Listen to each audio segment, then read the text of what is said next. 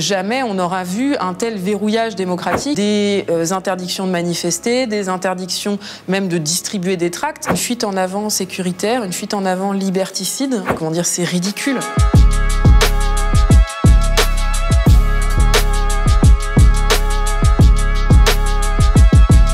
On a une réforme violente qui est là par la volonté d'un seul homme, contre l'avis de la quasi-totalité de la population, contre l'avis de la totalité des organisations syndicales et contre l'avis d'une majorité de parlementaires.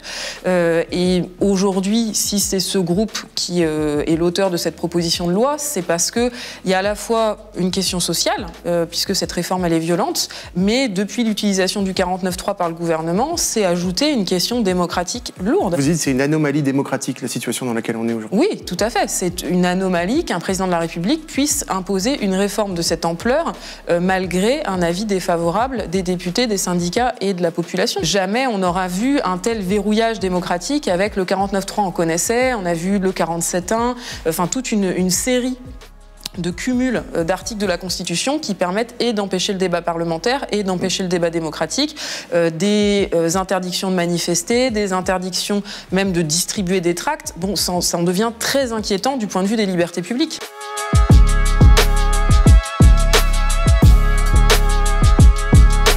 C'est extrêmement inquiétant, c'est pour ça qu'on parle de radicalisation du pouvoir, avec une fuite en avant sécuritaire, une fuite en avant liberticide si c'était dans un film, on en rigolerait. Les arrêtés anti-casseroles, voilà, c'est comment dire, c'est ridicule. Mais c'est quand même un grave problème pour les libertés publiques qu'on ose fouiller et interdire aux citoyennes et aux citoyens de sortir avec des casseroles, des dispositifs sonores portatifs, qu'on nous interdise de distribuer des tracts à l'entrée du Stade de France. Et nous avons de plus en plus de poursuites de syndicalistes à deux niveaux. D'abord par des patrons qui convoquent pour entretien préalable à licenciement des grévistes, c'est interdit, je le rappelle, puisque le droit de grève est un droit constitutionnel, et ensuite des poursuites au pénal avec des dépôts de plainte, des gardes à vue, etc. pour la moindre initiative, un graffiti ou autre, ou une manifestation non déclarée. Il y a un membre de la direction de la CGT qui s'appelle Laurent Indrusiak, qui est victime d'un véritable acharnement judiciaire. Il a déjà eu une vingtaine de convocations judiciaires.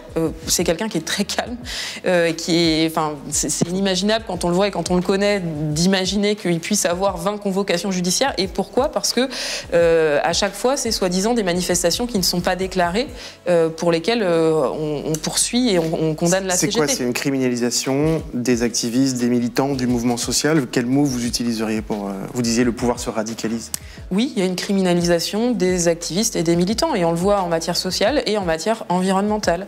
Et en fait, ça va de pair avec la question démocratique, c'est-à-dire que comme il y a une lucidité toujours plus importante des populations sur l'impasse du capitalisme et la violence du capitalisme en matière sociale et en matière environnementale, de plus en plus la seule arme c'est le verrouillage démocratique et le passage en force. Et c'est pour ça que les choses sont de plus en plus violentes. Donc oui, c'est violent, c'est dur, mais de l'autre côté, moi je le prends comme un signe positif, parce que ça montre qu'ils sont de plus en plus minoritaires et qu'ils sont obligés de verrouiller de plus en plus, et ça tient jamais très longtemps.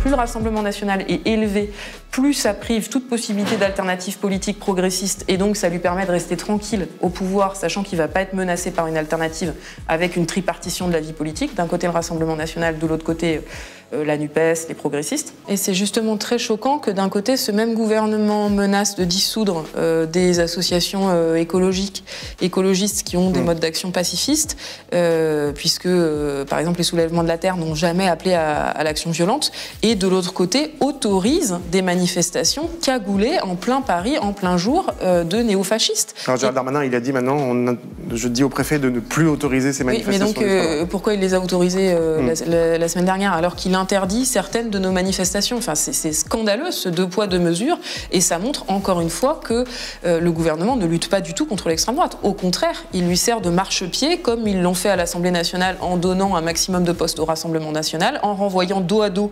extrême droite, extrême gauche. C'est extrêmement extrêmement grave. Nous, la CGT et les organisations syndicales, on a une position très claire. Il n'y a pas d'équivalence. On ne peut pas mettre dos à dos le Rassemblement national avec les autres forces politiques républicaines. Et c'est d'ailleurs pour ça que, à la veille du second tour, on avait dénoncé le danger de l'extrême droite et du Rassemblement national. Emmanuel Macron, il a été élu pour faire barrage au Rassemblement national, pas pour faire cette réforme des retraites et pour faire cette politique liberticide. C'est grave.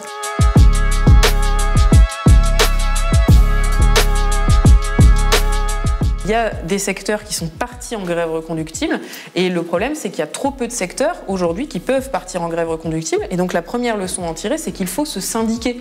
Pourquoi est-ce que ces secteurs ont pu partir en grève reconductible, que ce soit dans les transports, dans l'énergie par exemple? Parce que c'est les secteurs où on a les taux de syndicalisation les plus importants. Et donc en matière de grève, bon, les caisses de grève c'est une chose, mais ce qui permet de tenir d'abord, c'est d'être syndiqué, d'avoir une organisation collective, parce que c'est ce qui permet d'être protégé contre les représailles, contre la discrimination, contre les pressions patronales.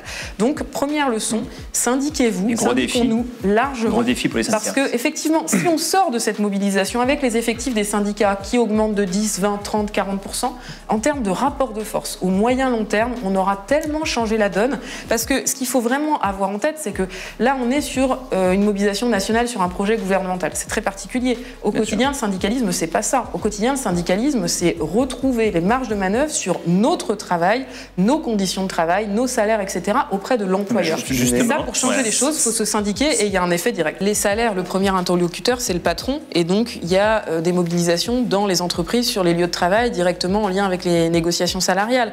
Mais un mouvement national interprofessionnel sur les salaires, c'est beaucoup plus rare et à peu près jamais vu. C'est-à-dire, il y a plein d'autres ingrédients, ça en fait partie.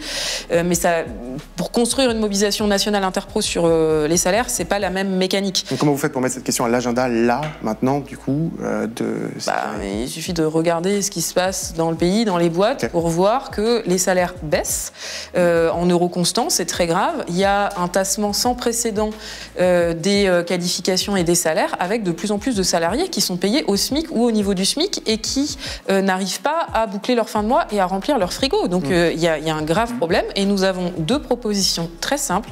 La première, c'est qu'il faut indexer les salaires sur les prix, indexer les salaires sur l'augmentation du SMIC, que quand le SMIC augmente, tous les salaires augmentent. Ça s'appelle l'échelle mobile des salaires. Ça existait en France jusqu'en 1983. Ça existe encore en Belgique et au Luxembourg. Ça marche très bien. Et la deuxième proposition, c'est la conditionnalité des aides publiques.